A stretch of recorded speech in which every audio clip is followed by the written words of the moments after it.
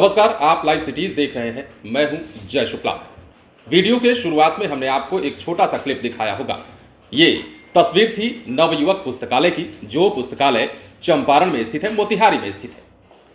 बात इसलिए कर रहे हैं क्योंकि ये पुस्तकालय सालों से जर्जर पड़ा हुआ था, इस पर किसी का ध्यान नहीं जा रहा था।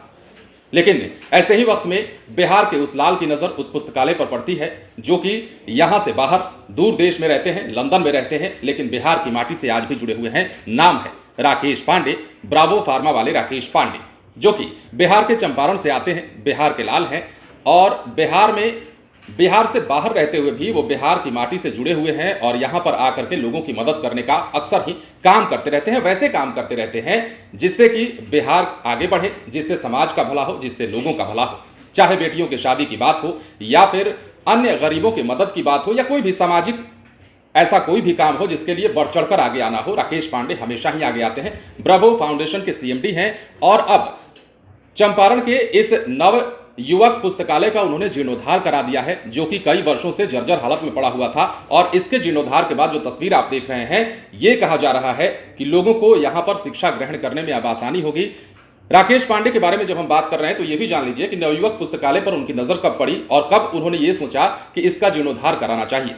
तो दरअसल राकेश पांडे लंदन में रहते हुए भी बिहार को नहीं भूलते और बिहार के हर एक कमी को देखते रहते हैं। और जैसे ही उन्होंने देखा कि बिहार में शिक्षा के हालात जो हैं वो बद से बदतर हैं, तो क्यों ना इसकी शुरुआत अपने ही जिले से कर दी जाए और यहाँ के नवयुवक जो पुस्तकालय है, जो कि जर्जर पड़ा हुआ है, सबसे पहले उसका जीर्णोद्धार कर दिया जाए।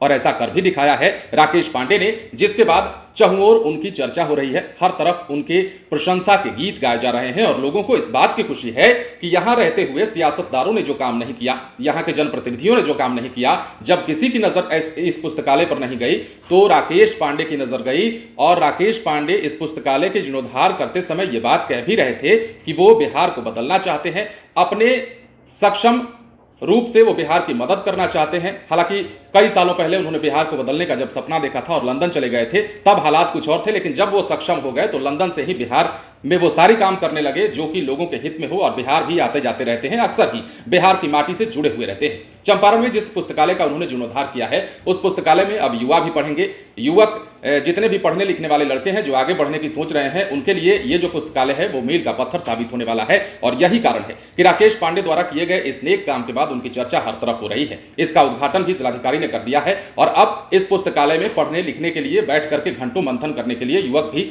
आएंगे। बने रहें लाइव सिटीज के साथ। यदि अब तक आपने हमारे चैनल को सब्सक्राइब नहीं किया है तो सब्सक्राइब कर लीजिए ताकि हम आपको खबरों से अपडेट रख सकें।